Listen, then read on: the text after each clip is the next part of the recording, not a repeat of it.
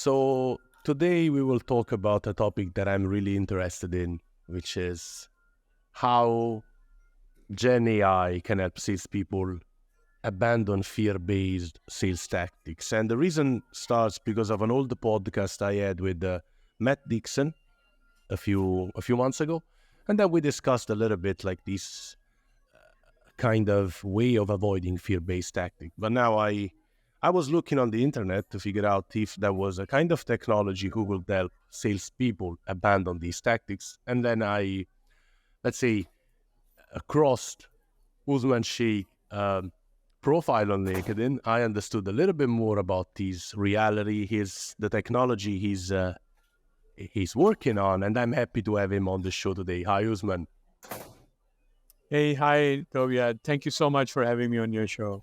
Thank you indeed. So, Usman, just for the audience, if it's okay for you, just tell us a little bit more about yourself, because those who are Yeah. sales nerds know you for sure, like me, but someone else might not know you. So please feel free to tell us Yeah. something.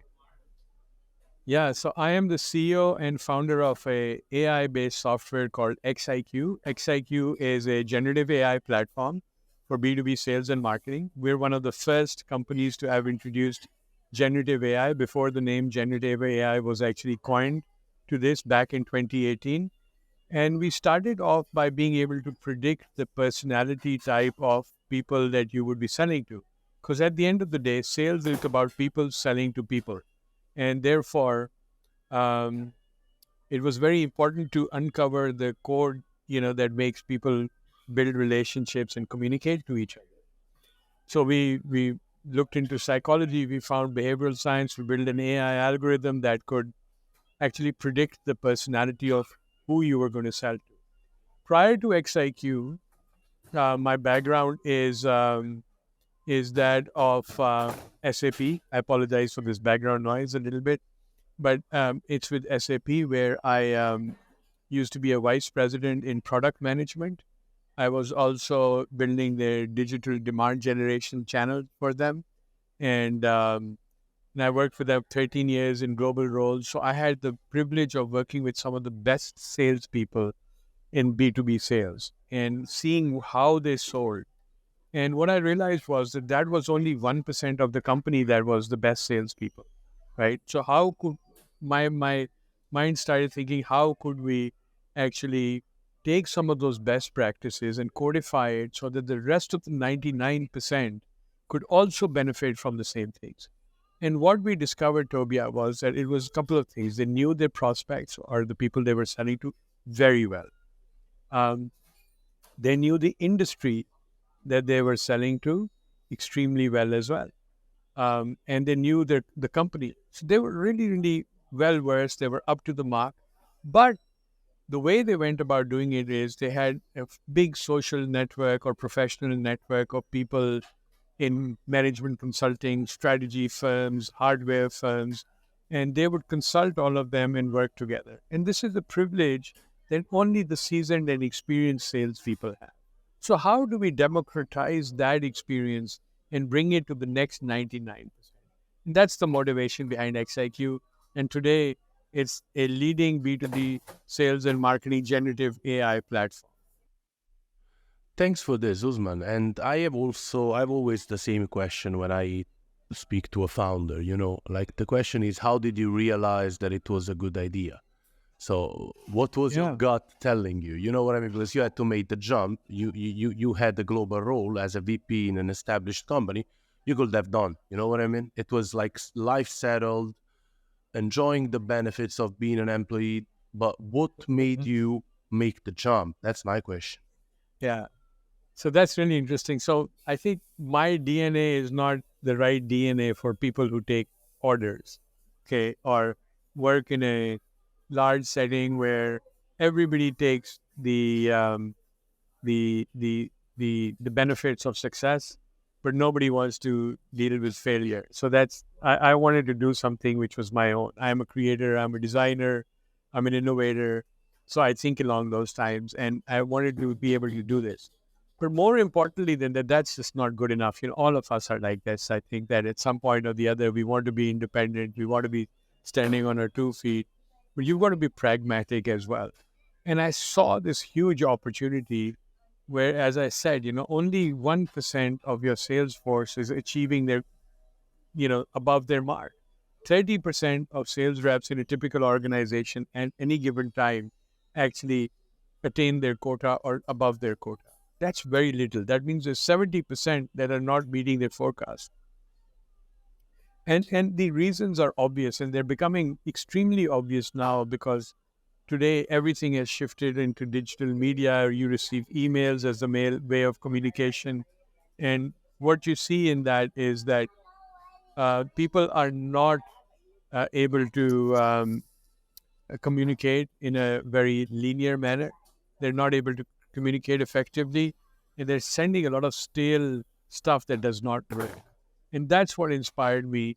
That there was an opportunity, and there was my personal desire to stand out on my own. I think the two combined together at the right time for me to start Excite.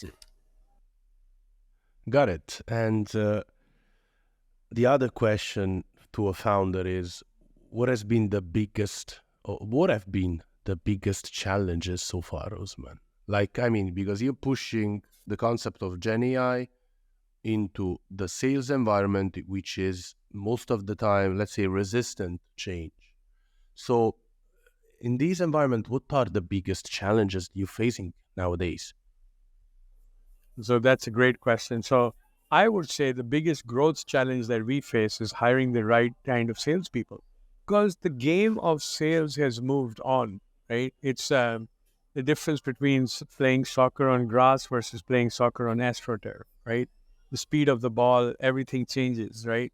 And therefore, you have to adjust your tactics, your strategy, adjust for that. Same thing has happened in sales. The speed has changed. There are multiple decision makers. We have gone virtual. We're talking on Zoom and over virtual engagement platforms.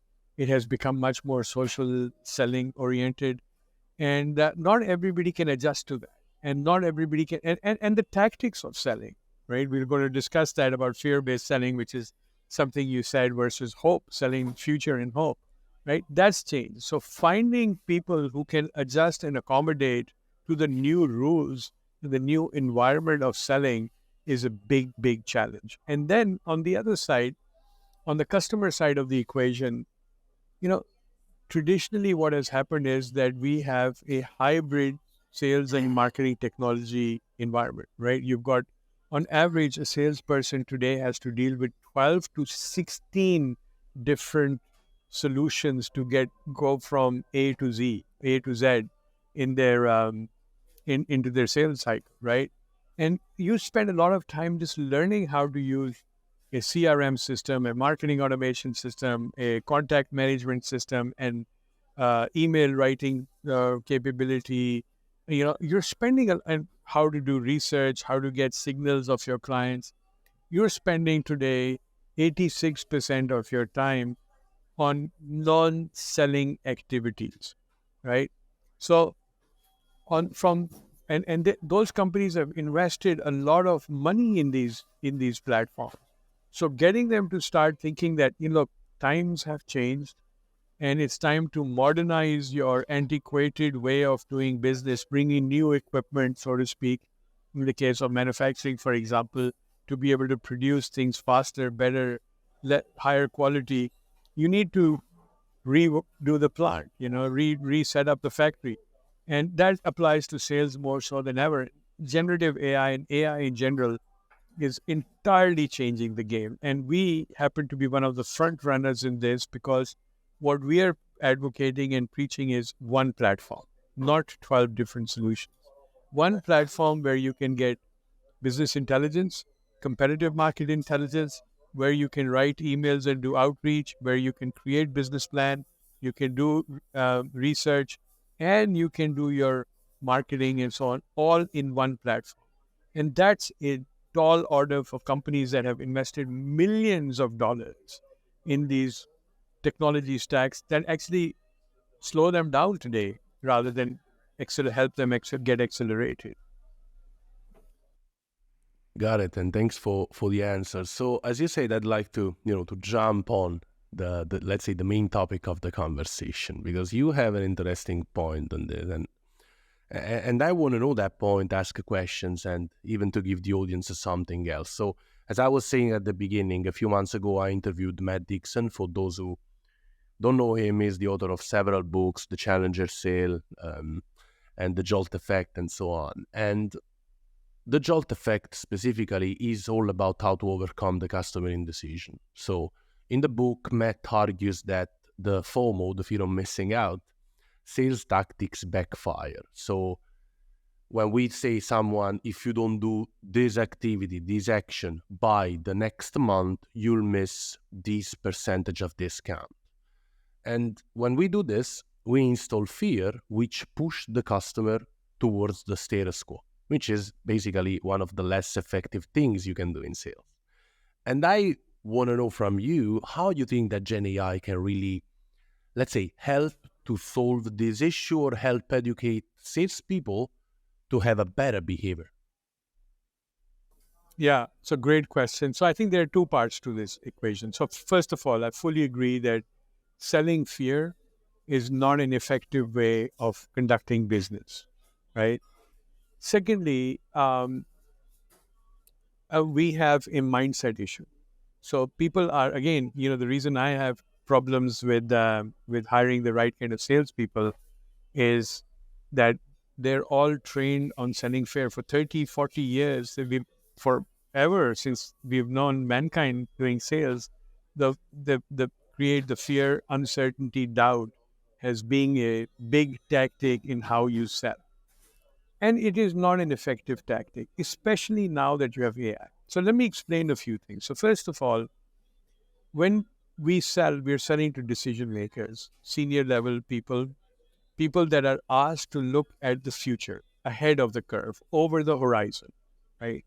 So these are futurists, so to speak. They're not being hired and they're not hiring solutions for the punctures they have in their tire. They're looking at replacing the tire or replacing the car altogether. They're visionaries. They're looking over the future. So telling them, hey, this thing is broken is not an effective tactic because over and over we repeat the same thing and it's not aligned with what their personal objectives are and what their corporate objectives are. And the corporate objectives are that, let's look at the future. What is going to happen in the future? So, with that said, we need to look over the future. Now, how does generative AI? So, that's the mindset issue, right? We need to understand that the buyer, the decision maker, is somebody who's not looking at solving yesterday's problem, but is looking at creating tomorrow, is creating the future. And that's very important. And that's a very, very difficult conversation to have without doing research, right? I don't know what the industry is doing. I don't know what your competitors are doing. I don't know what the technology is. I sell a horizontal platform that is for sales and marketing for biotech, for hardware, for cybersecurity, for sports companies, for fintech, all. It's unimaginable that my sales team can become experts in all those areas and come and tell you. This is where generative AI and AI steps in. So today, for example, our platform is such, it collects information on companies, it collects information on industries, and it collects information on individuals.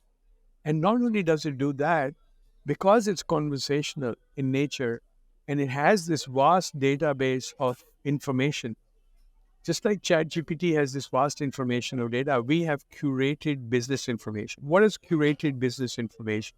This is news about companies. This is financial reports. This is annual reports. This is what the C-level executives are talking about.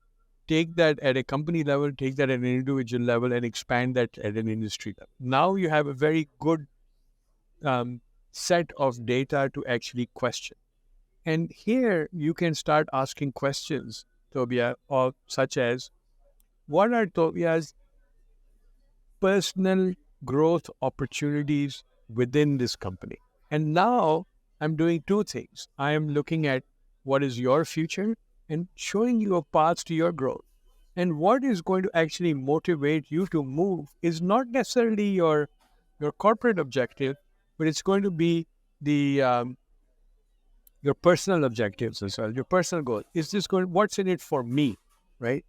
And so the salesperson has to shift their discussion from selling their fear, uncertainty, and doubt, and showing the customer a path into the future, what's in it for them as an individual, and how can they become heroes and super salespeople or uh, uh, super humans in their company, um, yeah, and really advance their career.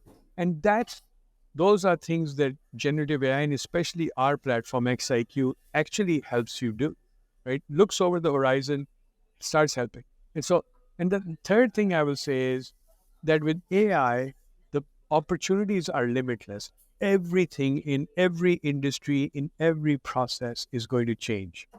So, the opportunity to create net new revenue, the opportunity to create net new opportunities is far greater than going and repairing my puncture wounds.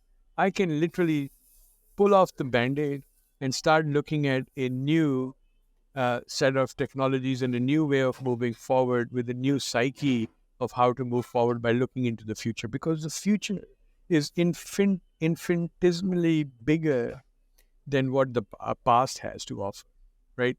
And by the way, guess what? My competitors are selling fear.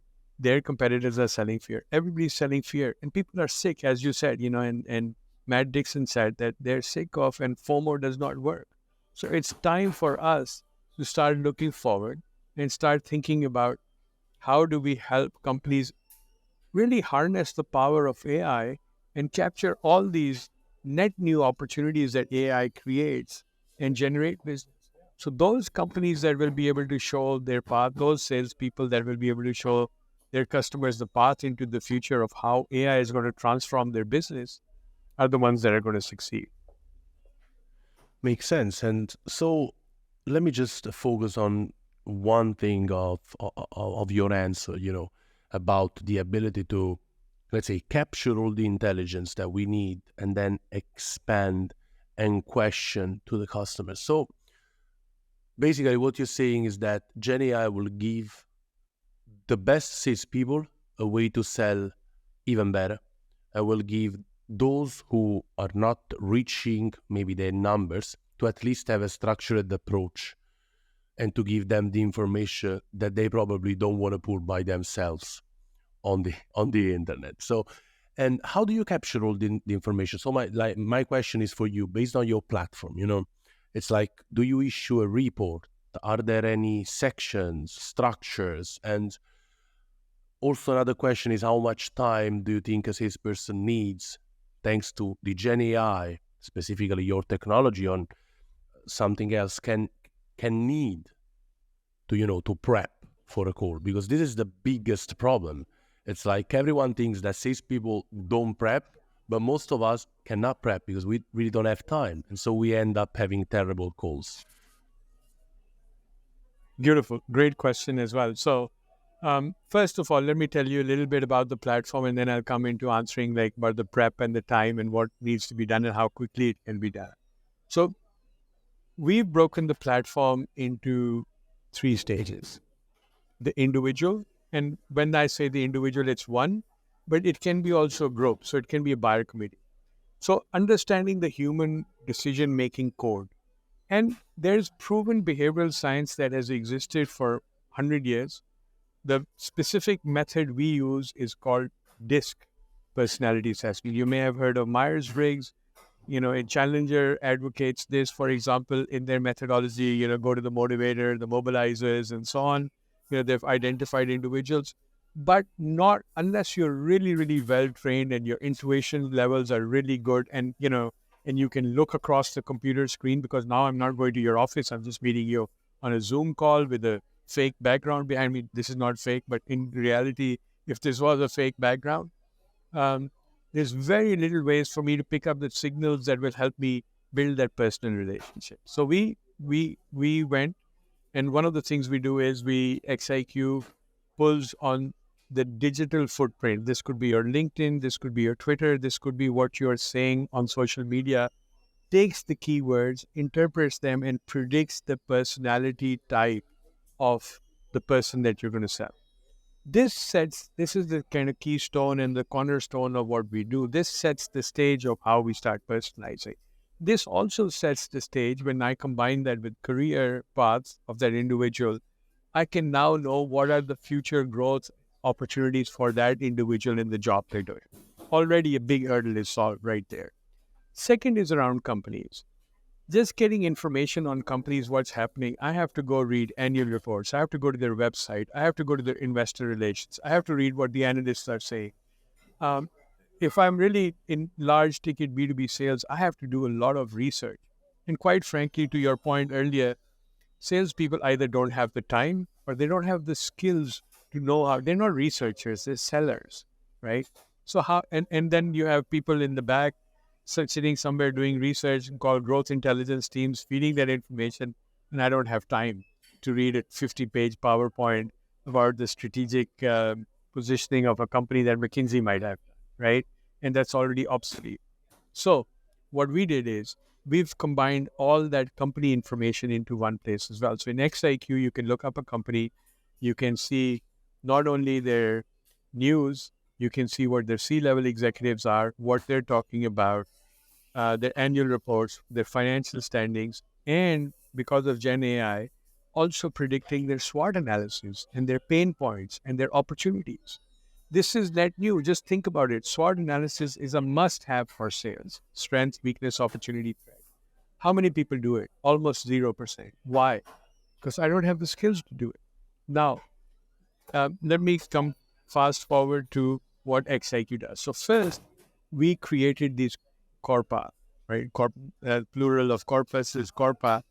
And the first corpa is around the personality of the individual. And this includes the personality, this includes their career history, this includes their education and their behavior, right? How will they make decisions? Second thing that we have done is, um, I'm really, really sorry. I'm sitting very close to a door, so it's making a lot of noise. I really apologize. Second thing it does is that it is the company curated information, which is all this information. So already, if I were to do a manual search, right, it saves me a lot of time instead of me jumping to 10 different places and ending up looking at an ad and ending up buying sneakers or jeans or travel to some place.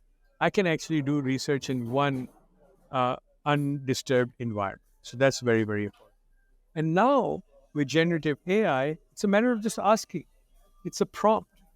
And so the next question you have is, okay, but same reason that I'm not doing my SWOT analysis, same reason I'm not writing a business case, same reason I don't have a network of people.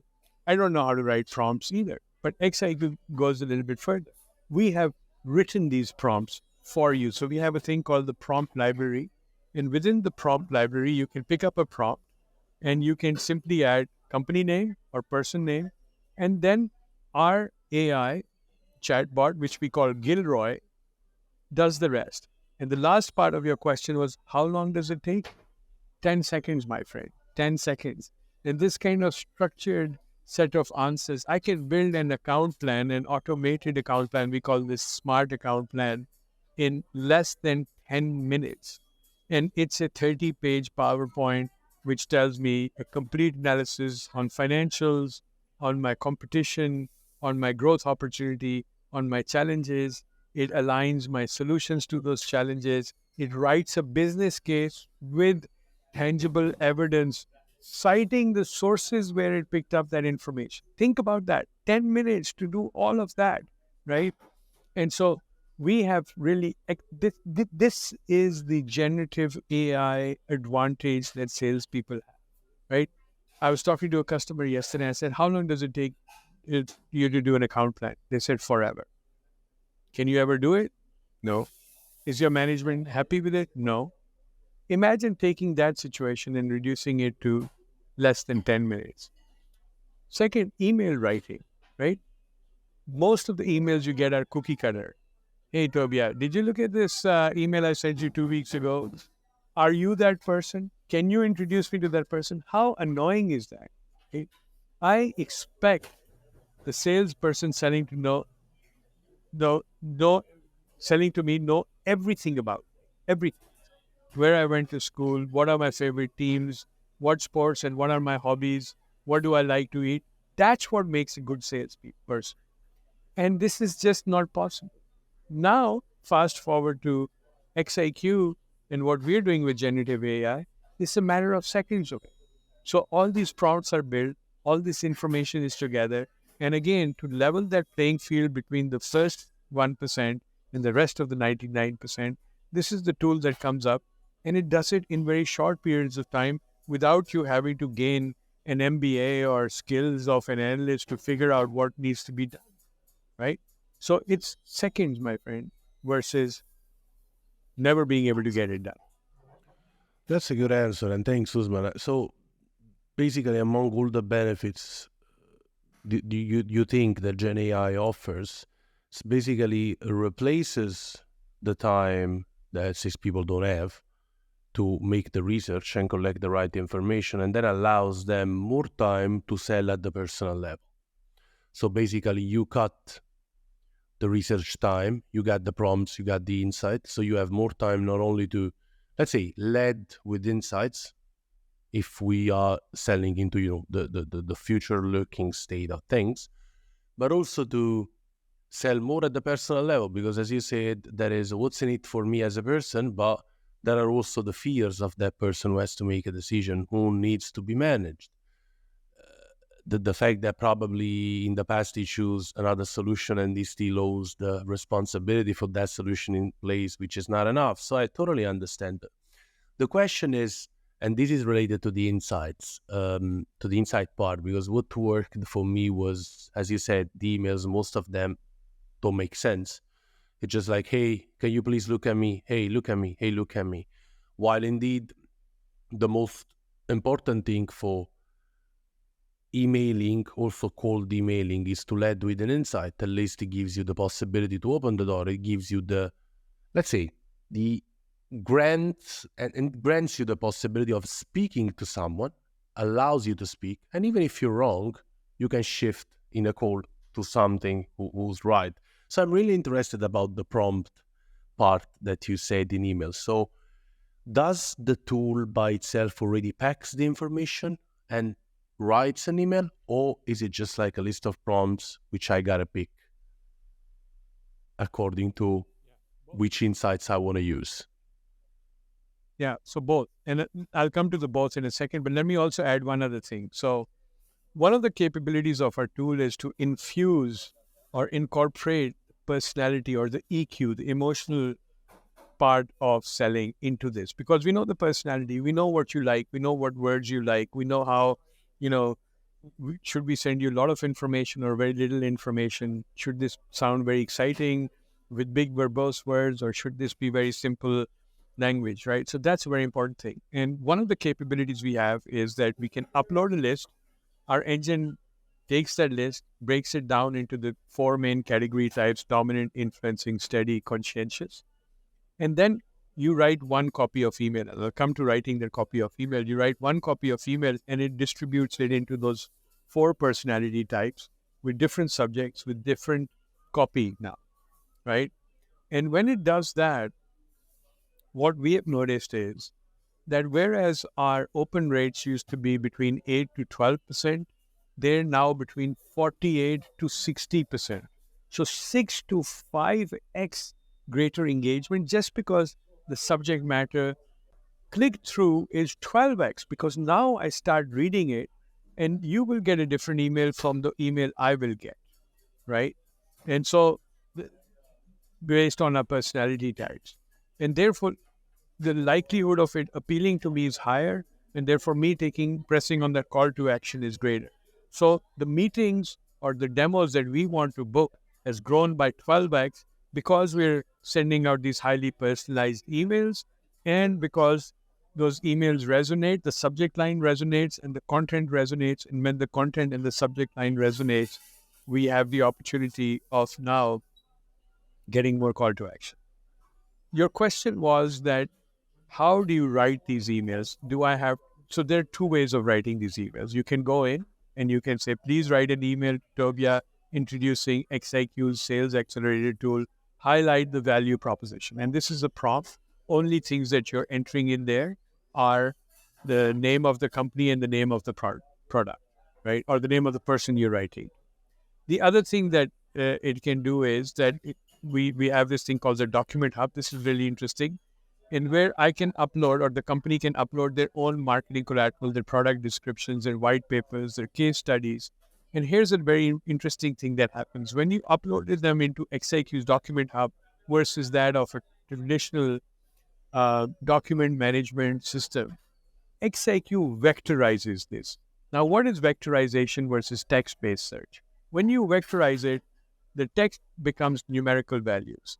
Large language models work on numerical values. That's how you can communicate. You write in English, it takes it into numerical values, queries it, brings back, responds back to you in English. That's how that happens. Traditional text-based content management systems don't do that, right? So you can look at your library, but your library is dumb. It's got books sitting on the wall. You cannot digitize and query that. In the case of XIQ, the library is intelligent, and you can go into each and every book, and you have this master librarian, so to speak, that knows what's in every book and can compose an answer and give it to you, right? So that's really, really important. So the first way of writing it is just put in your document, upload your document, write, about the company, say, hey, highlight the pain points, highlight XYZ on this, and voila, let's get a response. Or the way I like to do it is I write an email, pretty crappy email, I just write, hey, tell Tobia, about Sales Accelerator, highlight that, it's got the emotional part to it, highlight this. And it comes back and writes a beautiful, well-crafted, grammatically correct, proper English, or we can do this in 144 different languages. That's another thing. We can do it in Korean, we can do it in Chinese, we can do it in just about any language. It writes it in their language and gives it to me. Now think about that, right? What an advantage I have. Most salespeople have writer's block, putting it politely, right? They have writer's block. They can't sit there. I've already taken you, or they can't write good emails. I have, just by giving you this, I have said, infuse the company insights, infuse the market insight, infuse the personal insights, and write about my product. 4 things. And it's done that in less than 5 seconds. Less than 5 seconds. And it's given me that. And that's the advantage of AI. That's why we need to look at those antiquated, rusted technology platforms that we currently have and rethink about what we need to do in how we sell. How do we make it more personal and human? Thanks for the answer, Usman. And now we are talking about future. And you are, working on this future-looking platform, which is, around exists but looks into the future. And my question for you is, due to how you believe that the sales world will change, okay? Based on that, which characteristics do you think will be crucial for salespeople in the future? Because now we're cutting the research time, we're cutting the copywriting, we're cutting a lot of stuff which made some people popular. But now I want to know from you, okay, all this is done by GenAI. Who will be the best salespeople in 10 years' time? Beautiful question. You got great questions. I love your questions. They're really on the point. So I think that's very, very appropriate as well. So I was talking to a sales leader in one of the large computer hardware companies, and they said, look, I wear 2 hats. I wear the hat of a data scientist. I'm always analyzing what's happening in my pipeline, what's happening in the market, what are signals I should be picking up and reacting to. And I also wear my sales hat. So I think the salesperson and there's a third dimension, by the way, due to which a lot of the seasoned salespeople have left the industry, which is it's gone virtual. It's a television broadcast now, right? We're here on screens talking. So I think a couple of things that come out that define the characteristics of the new person, right? It's not that flashy guy that goes and makes you feel really great, Well, you know what? I'm not meeting you anymore. Buyers don't want to meet sellers. They're doing their research online. They're probably more well prepared than any seller is and they know the market better, and they can ask very intimate questions. So how do I play into that space? So first of all, need to be able to come to terms with how you engage in a virtual environment, your presentation, right? So today, the young people in my sales organization, we have a lot of young people selling in our company, have that round circular light. They have a good mic. They have good cameras. They know how to look. They know what the angles are. They know how to position themselves in front of a camera, and they're great broadcasters. Second, information knowledge has always been power and will continue to be power. So that we drink our own champagne, we use our tool all the time, we do the research, and we do it in seconds, and we go into a meeting knowing everything about our prospects. So we're not asking stupid questions like, hey, what do you do? What are your main pain points? Who are your main competitors? Where do you think you're going to go? We know those. So we are actually moving into leading direction. Conversationalism is very important. Empathy has always been an important aspect of sales, but empathy for salespeople in the physical dimension has been mostly just um, being quiet, listening, right? But empathy has to be a little bit, if you need to drive big sales, you need to drive them. You can't be just sitting there and listening only. You need to also be able to add value. You need to have, the ability to say, hey, did you? So just this vectorization concept I just told you about, right? So we have clients that are doing document management. And I told them this. And suddenly their eyes lit up. Wow, we did not know. And therefore, now I think I have a new dimension in terms of what my product should be doing and how it can do. So I went from being a seller to being a valuable value contributor to that. And that's a very important thing, that salespeople need to shift gears and become value contributors. And you become value contributors when you are able to use tools. That brings up the next question, which is, who are those people that can use tools? Who are the people? And these are different people. These are people that are much more detailed oriented. They're not broad brushstroke, make you feel good guys. They're people that are much more. So the extroverted salesperson that used to be the definition of a salesperson changes now. And it becomes much more of a researcher, analyst mindset that can come into play. And that's a big shift, right? So the best people that I have used in sales and marketing are people that have come from the product into pre-sales, into sales. And the reason, because they know exactly what's going on. And because they know what the product is and what the market is, they can position themselves a lot better in a much more convincing manner. And they can say, no, I don't want to sell you this thing because it's not ready for market at this time.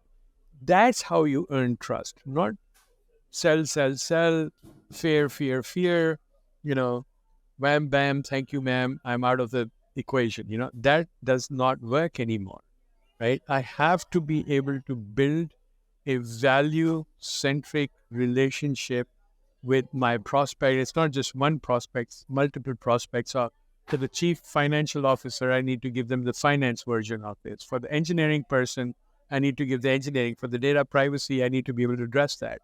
And salespeople today are not doing that. One other thing I will add, this is somewhat controversial and kind of interesting. I'd love to hear from you once you've spoken about this. Sales today is fragmented across different jobs. You have the SDR, you have the account rep, you have the global account director, you have the marketing person, you have a field marketing person, and you're being handed over as a client amongst all those people. Not a good experience. I'm talking to you, then I'm talking to her, then I'm talking to him, then I'm talking to somebody else over there, and I'm lost in the sauce. And I'm always having that first conversation. Who are you? What do you do? How do you define yourself? What are your pain points, etc.? I'm sick of that, right? So sales needs to get consolidated into one equation. That's where we started from. That's where it comes back. The reason we broke this up is because there was so much information in the pipe and on the internet that it was not humanly possible. But again, that's where AI comes in. It analyzes it, and in seconds, it brings it to you right on your fingertips for you to react and respond to that. So The next generation salesperson, another attribute of this person is going to be the ability to handle the roles of the SDR. Yes, there will be pre-sales solution engineers that will come and support you, but this account executive has to own that relationship all the way through to client success and even beyond, because once they move into the client success part, you have upsell opportunities. And the reason they can't do this today is because they're really caught up because of the time factor and the research factor and the skill factor, and those skills will change. Interestingly enough, um, yeah, so that's pretty much what I would say. I think those are the four, five attributes. Data scientist, detail oriented, somebody who's good on the screen, and somebody who's able to, um, become a value added partner uh, with their prospects. Thanks for the answer. I think it's a good point because, as you said, I talked more than once about the SDR, BDR role by itself. And don't get me wrong, I've been a BDR at the beginning of my career. I've been an ISR. So basically, I've done prospecting, then prospecting plus up and cross-selling. And then I ended up having my own, let's say, full sales job. And I think that we're going back to the full sales job because as you said, for sure you need a solution consultant or pre-sales person, as you want to call it. For sure you need the moment of to hand over the account to CS, but also when you hand over the account, you got to stay on top of the account because otherwise you don't untap any good new opportunity. And that's the thing. And on these, you see me, I'm totally up for this. So the question is, will SDR, BDRs disappear with AI, Usman? What do you think? Yeah, I'm not sure they will disappear, but they will definitely, the nature of how they do their business 100% changes, right? It's not a consultative, hey, tell me what's going on type of a discussion. Another thing that, for example, our tool can do is it can find the sales alignment between the prospect and the seller. So if somebody is calling and I have a bank of SDRs that's going to be responding, I can direct the dominant person's call to the steady person because they get along really well. I can move the influencer to the conscientious salesperson because they get along very well. So the matchmaking of buyer to seller can be improved, and that can happen in the SDR role. Secondly, SDR has the same advantages of information and communication. Gen AI can write a call script for me that is much more suitable for that particular personality type that I'm going to be talking to. So the role not necessarily disappears, but it becomes a lot more refined, much more sophisticated, and maybe the type of person who's going to do SDR changes also as a result. That's a good point because I had a chat with David Brock, the author of the Sales Manager Survival Guide, about this thing because he said, I hired the 4 SDRs, BDRs, I pay them $500,000 per year, and they are senior salespeople who are able to have constant conversations with companies and then to generate opportunities because now the prospecting and pipeline phase is way much more complex than it was in the past, and it's extremely difficult. I think this is what you refer to with your last answer, like these will become a more sophisticated role. I think that the more we will need information, the more senior SDRs and BDRs we will need. Probably access people, they call them evangelists, however they want to call them. But that's the key, because at the end of the day, if we also take a look at conversation, who are the best prospectors? C-levels, CPOs, CEOs, chief customer officers. They're the best one in generating pipeline. Why? Because they're seasoned, they're senior, they know what's going on, and they can have sophisticated conversations. And so let's say that the model is flipped. Now, I think that we are almost at the end of the interview, and I really thank you for being here, Usman. I have just one last question. Let's say once, like a series of questions, because I'm a sales guy, so I have a lot of questions. I want to know the future plans, the objectives, what you want to achieve with XIQ. because you are working on something which is really unique. And so, where do you picture yourself? I don't know, in 5 years' time, where do you picture XIQ? What do you want to see happening in the sales world? Yeah. So I'm a very firm believer that sales is an excellent profession. However, unfortunately, it has fallen into the hands of wrong people, bad habits, bad ways of doing things. It's become stale. Okay. So my passion with sales, which is why I formed XIQ in my mind almost 10 years ago, and then we came out in 2018. Um, and the reason for that was that um, I think that this profession can be improved. There's a lot of room for improvement in this profession. So my passion with XIQ is to really elevate the game of the salespeople, take some of the best things that they really need to do. And one of the big things that needs to happen in sales, and David Brock actually talks a lot about this, is business acumen, right? Business acumen is not something you can easily teach, right? It's not an MBA course called business acumen and you learn. It's a series of things that happen that come together. And those series of things today, AI can make happen because we have formulas, we have prompts, we have ways of bringing that information in a structured manner, in a guided procedure where I can use those to at least project business acumen to become much more convincing, right? And so in 5 years' time, where do we see this? I see the complexion and the nature of selling, or I hope that we put it this way, to be a major catalyst and a driver in changing that complexion and nature of selling. Who sells? How they sell? The sales motion, preparedness. You know, one of the biggest, two of the biggest turnoffs for me is that when somebody calls up and asks me, "Are you the right person?" Right? Or did you read my email from two? I think that's just lazy.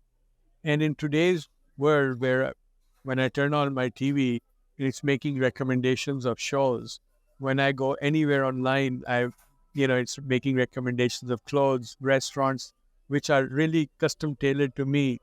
There is no reason why that same sort of customization and personalization should not exist in the B2B world, right? So my goal is to help elevate the game. XIQ's goal is to help elevate the game. And I think and remove this fear-based selling. That's a huge passionate project of mine.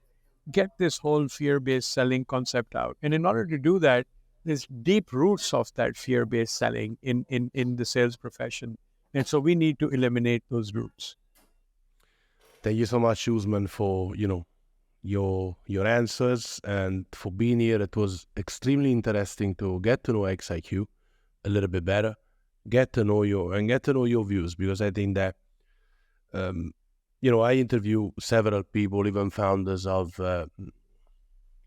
sales acceleration platform is yours, but also sales engagement platforms and so on. And I think that sales is a profession which is so difficult to transform that you need to be passionate about what you talk about. And I really perceive that passion, and I thank you for that. Thank you so much, Tobia, for having me on your podcast. This is really exciting. I really enjoyed talking to you. I commend you. You asked really, really pointed and great questions. So I think that was excellent. Thank you so much for that. Thank you indeed, Usman. And I hope to have you again on the show as soon as possible. Bye. That will be my pleasure.